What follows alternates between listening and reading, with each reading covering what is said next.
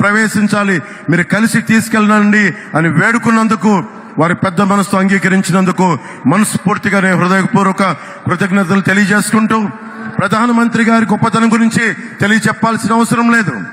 ప్రధానమంత్రి గారి కళ 400 పార్లమెంట్లు పైన కొట్టాలి.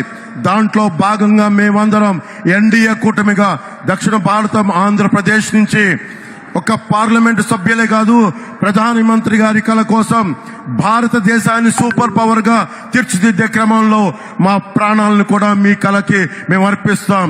నా ప్రాణాలని కూడా మేము మీకు అర్పిస్తామని తెలియజేసుకుంటా ఉన్నాం.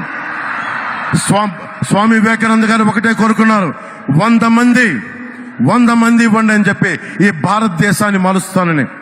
ఆ కళలు చిన్నప్పటి నుంచి కళలు కనేవాడిని. ఒకళ్ళు వస్తారా అని. వచ్చారు నరేంద్ర మోదీ గారు.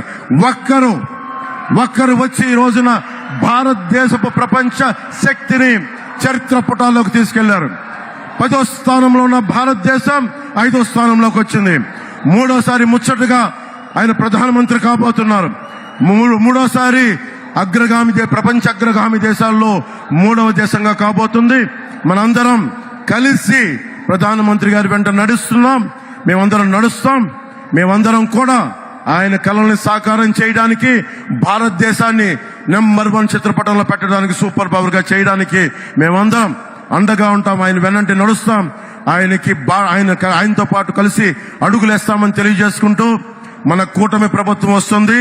ఆ వైసీపీ అవినీతి కోటల్ని బద్దలు కొడుతున్నామని తెలియజేసుకుంటూ, తెలుగుదేశం అధినాయకులు చంద్రబాబు గారికి, లోకేష్ గారికి, ప్రధాన కార్యదర్శి, అలాగే మన మేడం పురంధేశ్వరి గారికి, వేదిక పైన ఉన్న నాయకులందరికీ, ప్రతి ఒక్క తెలుగుదేశం నాయకులకి, జనసేన నాయకులకి, భారతీయ జనతా పార్టీ నాయకులకి పేరు పేరున ధన్యవాదాలు తెలియజేసుకుంటూ, ఇక్కడ ఉన్న అశేష బీజేపీ అభిమానులందరికీ, కార్యకర్తలకి, నాయకులకి, జనసేన నాయకులకి, తెలుగుదేశం నాయకులకి, ప్రతి ఒక్కరికి పేరు పేరున ధన్యవాదాలు తెలియజేసుకుంటూ, కూటమి ప్రభుత్వాన్ని స్థాపిస్తున్నామని తెలియజేసుకుంటూ, భారత్ మాతా కీ జై హింద్.